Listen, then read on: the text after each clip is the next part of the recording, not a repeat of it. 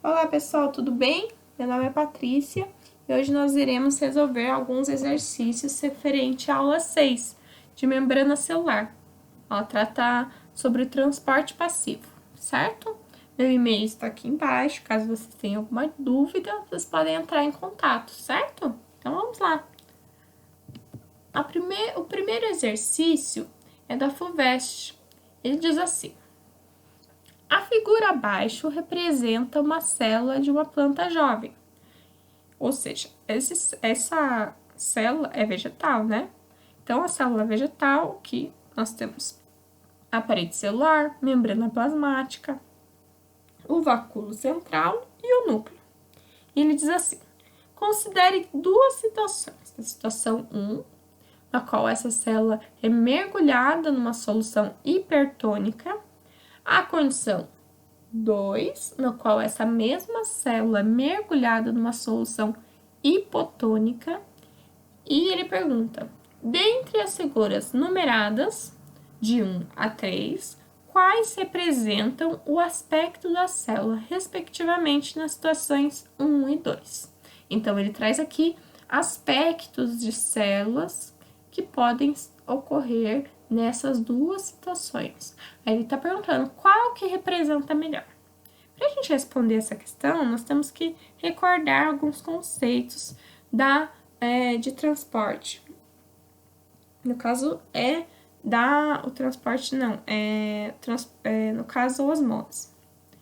Aqui nós temos um exemplo que a gente pode aplicar na situação. Sempre, a gente não pode esquecer que a água vai fluir do sentido do meio mais diluído para o meio mais concentrado, a fim de igualar essas concentrações, certo? Aqui nós temos o exemplo no qual, no primeiro meio, nós temos 2 solutos, né? E ali tem 4, ou seja, a água está indo em direção ao meio mais concentrado.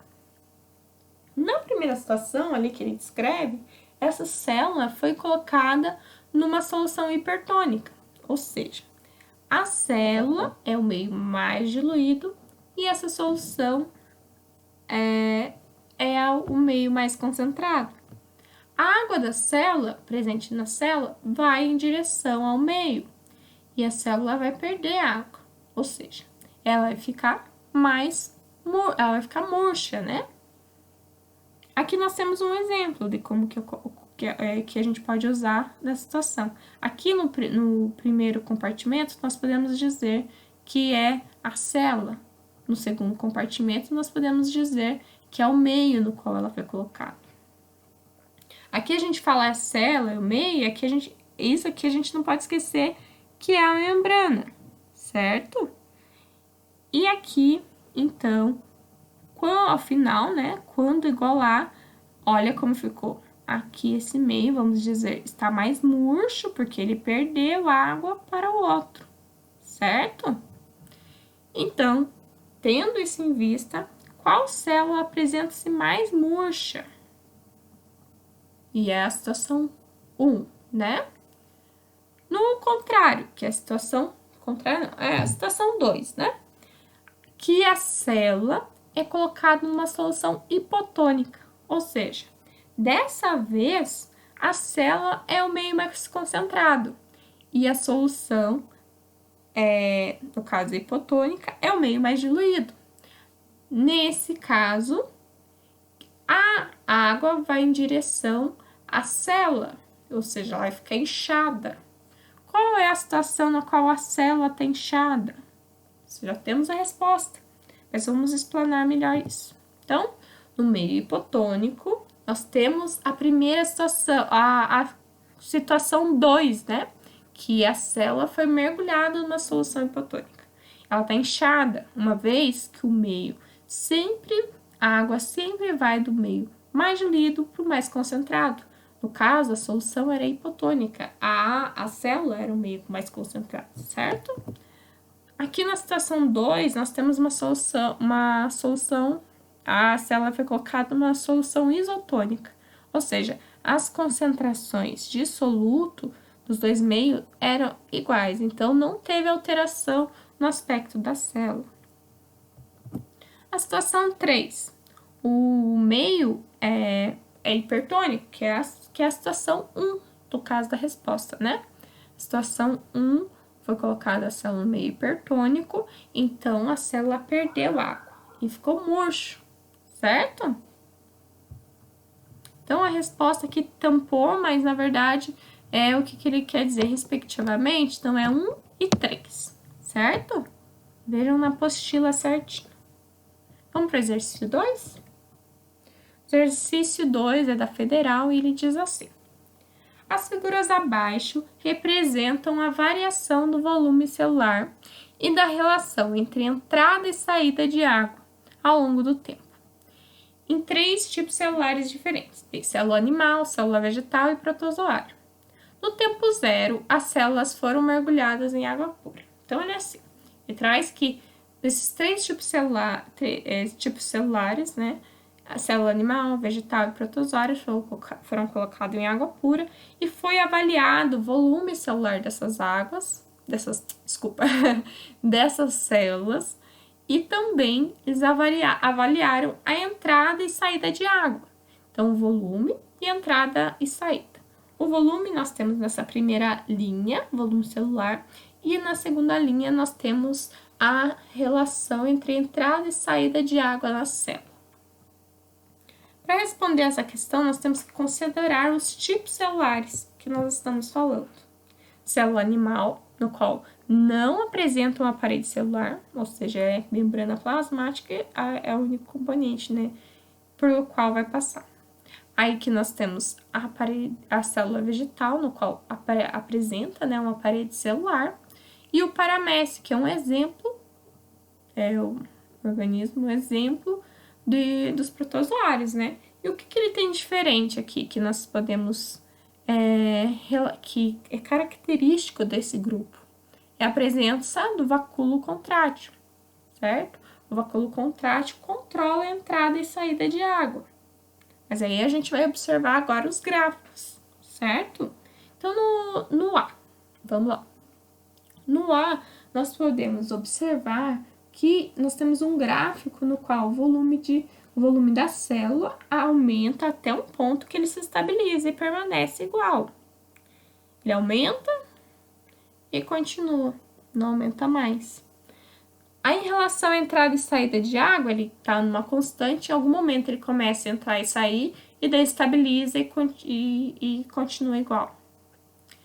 No gráfico, no B, né, nós temos o primeiro gráfico, que ele é uma constante que forma umas ondas, né, ou seja, o volume aumenta, diminui, aumenta, diminui, aumenta, diminui. Em relação à entrada e saída de água, nós temos uma entrada muito grande, uma saída muito grande, mas bem constante, forma ondas constantes, certo? No gráfico C, nós temos o volume celular, ele aumenta e acabou. A entrada e saída de água aumenta e acabou, certo? Aí, o que nós podemos dizer sobre isso? No primeiro gráfico, nós temos que ele estabiliza. A célula vegetal é o que acontece isso.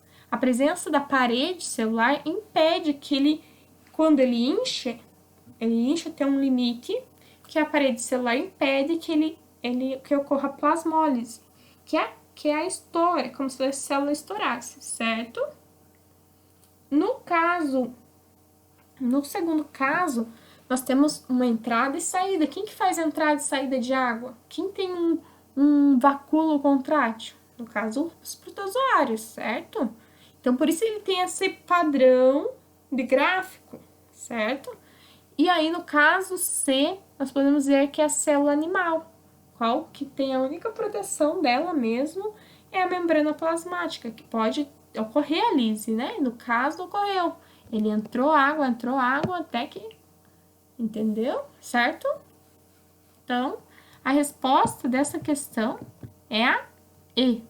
O primeiro gráfico é a célula vegetal, que tem a parede celular, então impede a lise, então ela estabiliza numa situação.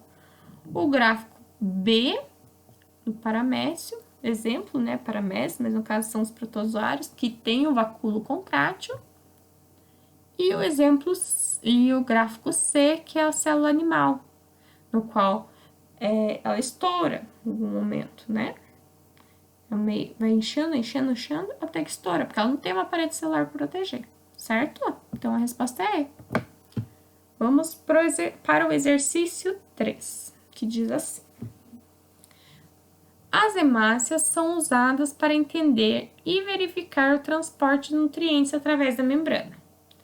A fim de demonstrar o processo de osmose, uma professora levou seus alunos ao laboratório e colocou algumas hemácias em 3 tubos de ensaio, contendo uma solução de NaCl, no caso é o sal, com diferentes concentrações.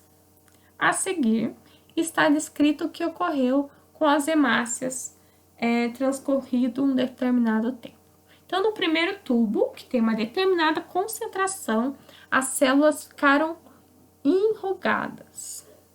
No segundo tubo, que também tem outra concentração, as células ficaram normais, permaneceram iguais. E no terceiro tubo, as células romperam. Aqui, para responder essa questão, eu tenho esse gráficozinho, que ele representa um pouquinho do que pode ter acontecido. Então, todas as células aqui descritas, elas têm a mesma concentração intracelular de soluto, que é 300 molar. Aí, essa mesma célula é colocada em 3 soluções. Na primeira solução, ela diminui o volume interno. Na segunda solução, ela permanece igual. E na terceira celular, ela enche. E talvez esse possa descrever bem certinho o que ocorreu nesse caso do exercício 3. Então, a partir dessas informações, assinale a alternativa que expressa corretamente a concentração da solução de NaCl nos 3 tubos. Então, no primeira situação, nós podemos observar que é como está no gráfico ali que eu trouxe, nessa imagem que eu trouxe só para lembrar como que é. No qual a solução é hipertônica. E ela enrugou, a célula perdeu água, então ela diminuiu de volume até enrugar, certo? Então, no tubo 1, a solução é hipertônica. No segundo tubo, como ela permaneceu igual, a gente pode falar que ela é isotônica, não teve alteração, certo? No terceiro tubo, rompeu. E por que pode ter rompido? A solução pode ser hipotônica.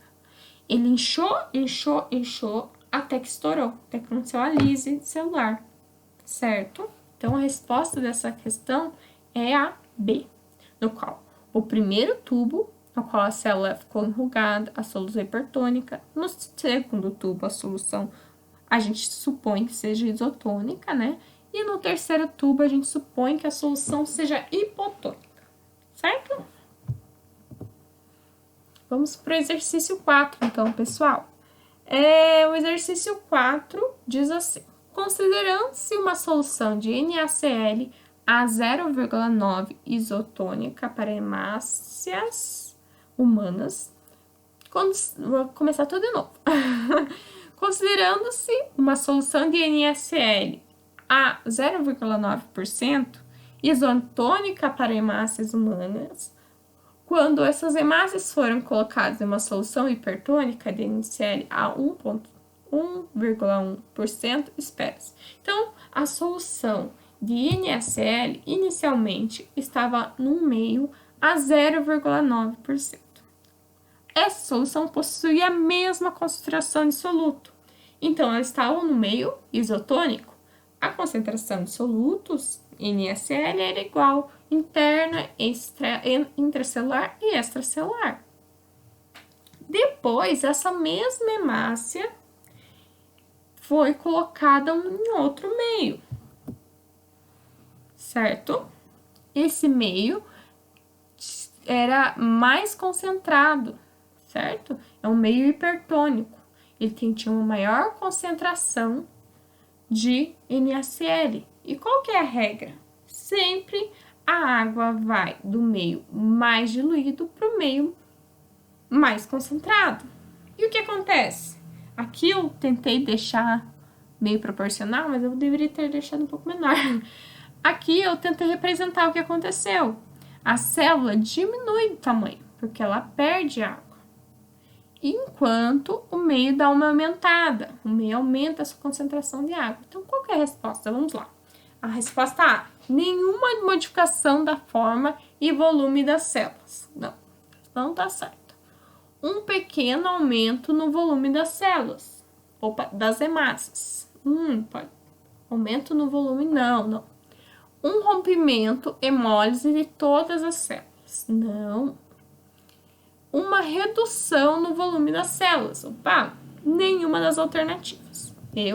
A resposta correta seria uma redução no volume das células, certo? Então, como o meio intracelular era mais diluído, ele perdeu água para o meio extracelular, então ele reduziu o tamanho das células.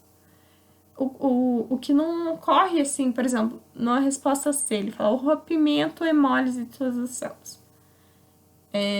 Então, não é o caso. O aumento do volume, seria que se fosse o meio, ao contrário, né? O meio hipotônico, aí a célula teria que passar, o meio teria que passar água para a célula até um ponto que, de repente, essa estabilização não seja possível, e ele até é possível que ocorra a hemólise, mas nesse caso era a redução no volume, certo?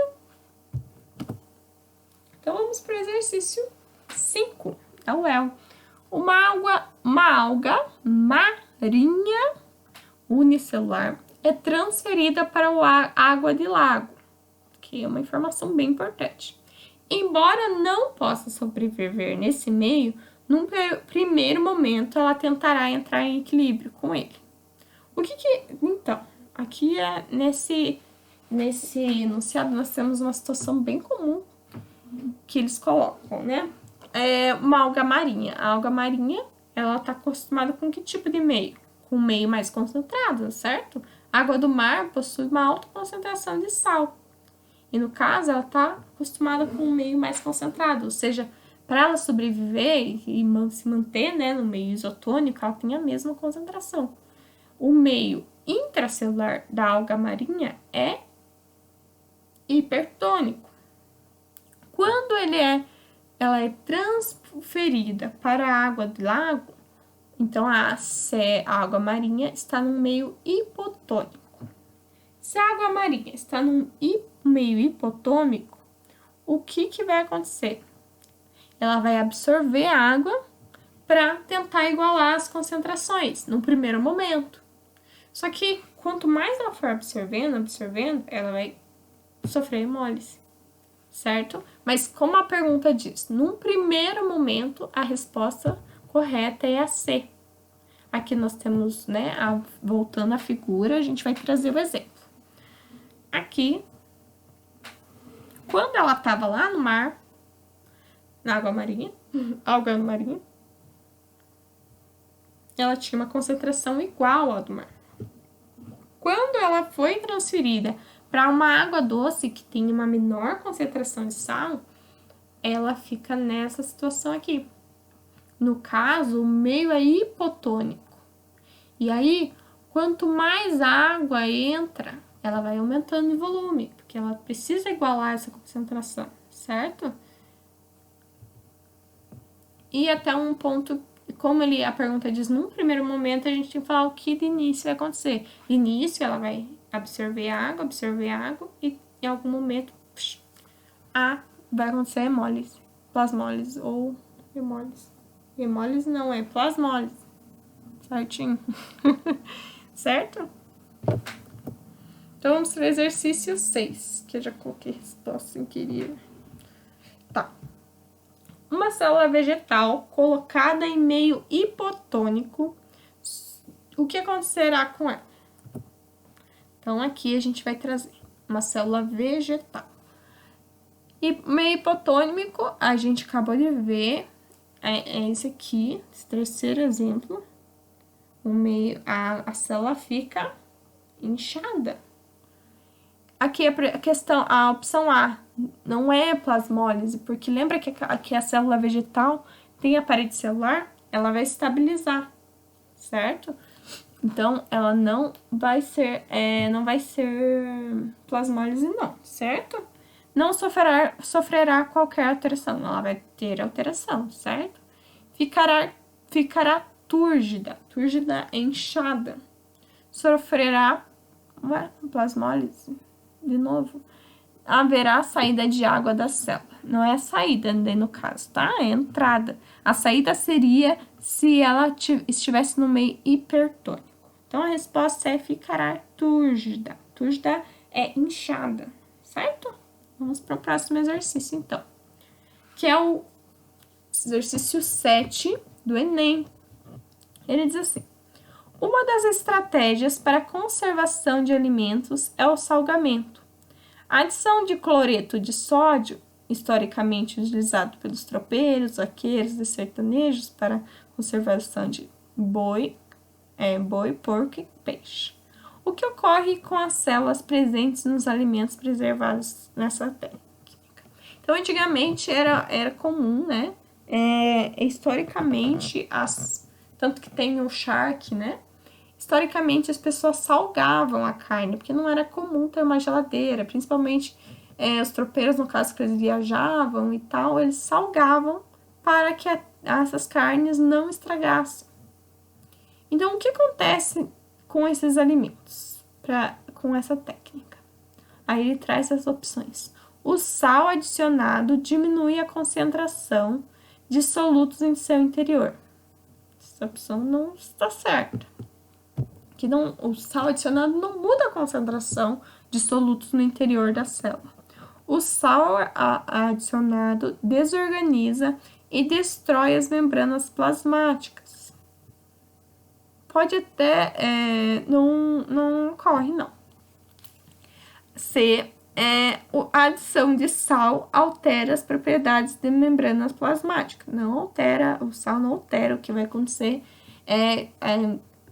nessa situação, o meio extracelular vai ser extremamente hipertônico.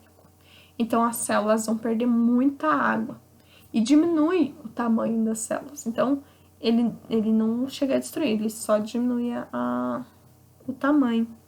Os íons NaCl provenientes da dissociação do sal entram livremente nelas. Isso é uma coisa que a gente vai ver na próxima aula. Os íons nunca entram livremente nas células, certo? A grande concentração de sal no meio extracelular provoca a saída de água de dentro delas. Então, a resposta E está correta. E o que isso tem a ver, né, com a conservação do alimento? Reduzindo a quantidade de água, o meio, aquele material fica bem concentrado, né? Fica um meio hipertônico e diminui a ocorrência de micro-organismos. Os organismos são micro-organismos, né? Pode ser fungo, bactéria, são destruídos no caso. Aí acaba que conserva a carne de contaminação, certo? Vamos para o exercício 8. Que novamente está falando sobre salgamento de carnes. Vamos lá. Quando se faz o salgamento de carnes, sabe-se que os micro-organismos que tentaram se instalar morrerão por desidratação. Conclui-se assim que, em relação ao citoplasma dos micro-organismos, essas carnes constituem um meio. Então, eles morrerão por desidratação. O meio da carne está cheio de sal. Então, a carne é um meio hipertônico. Então, aqui, cheio de sal, é assim que se deixa, né? Na verdade, isso aqui é só para um churrasco. Teria que ser um exemplo de um charque. Mas aqui é um exemplo de um churrasco. Nesse caso, esse meio extracelular está cheio de sal. Ele está hipertônico. Em relação ao micro-organismo, o micro-organismo, quando entrar em contato, ele vai perder muita água. Então, em relação ao citoplasma dos micro-organismos, essas constituem um meio hipertônico. Aqui eu trouxe um exemplinho de como seria, né? Um micro-organismo, né? Bem pouquinho sal. Aí chega perto da carne, tem muito, ele perde muita água para tentar fazer essa compensação, certo? E ele não vai conseguir igualar a concentração. O exercício 9 da PUC. Ele diz assim: uma célula vegetal flácida foi colocada em um determinado meio e adquiriu o aspecto mostrado abaixo. Então, qual é o aspecto? Aqui ele está bem inchado. Aqui o núcleo, aqui a parede celular, aqui a membrana e aqui ela está bem inchada. A célula está túrgida e foi colocada em meio hipotônico. Tá certo? Vamos lembrar aquela figurinha. No meio hipotônica, a célula fica inchada. Tá certo a resposta A, mas vamos ver as próximas. Túrgida foi colocada no meio hipertônico. Não, a gente acabou de falar. Quando tá no meio hipertônico, ela vai ficar bem pequenininha, enrugada, pequena, certo? Plasmolizada e foi colocada em meio hipotônico. Não, ela não tá plasmolizada, tá tudo íntegro. Plasmolizada também não tá. E murcha e foi colocada no meio hipotônico. Não, ela tá no meio inchada e foi no meio hipotônico. Hipotônico, certo? Letra A. Então, vamos para o último exercício, exercício 10 da UFRJ. A consistência firme, ou seja, o turgor dos olhos dos vertebrados aquáticos, é consequência da pressão do fluido em seu interior. A estabilidade do turgor dos olhos dos tubarões, por exemplo, se deve à elevada concentração de sais de ureia no sangue e no interior dos olhos. Explique de que maneira essa alta concentração de sais contribui para o turgor dos olhos dos tubarões. Então, esses animais marinhos, o meio marinho ele é bem concentrado, então é um meio extremamente concentrado. Para que para igualar, né, essa concentração, para que os olhos dos tubarões ou outros animais marinhos tenham essa estabilidade, eles sejam aquela formação do olho mesmo, ele precisa igualar essa concentração, né? Então, vamos dizer, se ele tá no meio, ele tá no meio hipertônico, e se no caso os olhos tivessem uma menor concentração de sais, o que aconteceria? Lembrando aquela figura anterior, ele perderia água e ele ficaria inchado. No caso, se fosse isotônico, ele manteria igual, que é o caso, né? E se fosse um meio, no caso é hipertônico, né? Então a água a solução do mar é hipertônica em relação aos olhos. E para que não ocorra esse inchaço, essa redução, essa diminuição dos olhos, ou ficar todo enrugado, ele faz essa essa homeostase em relação à concentração de sais dos olhos.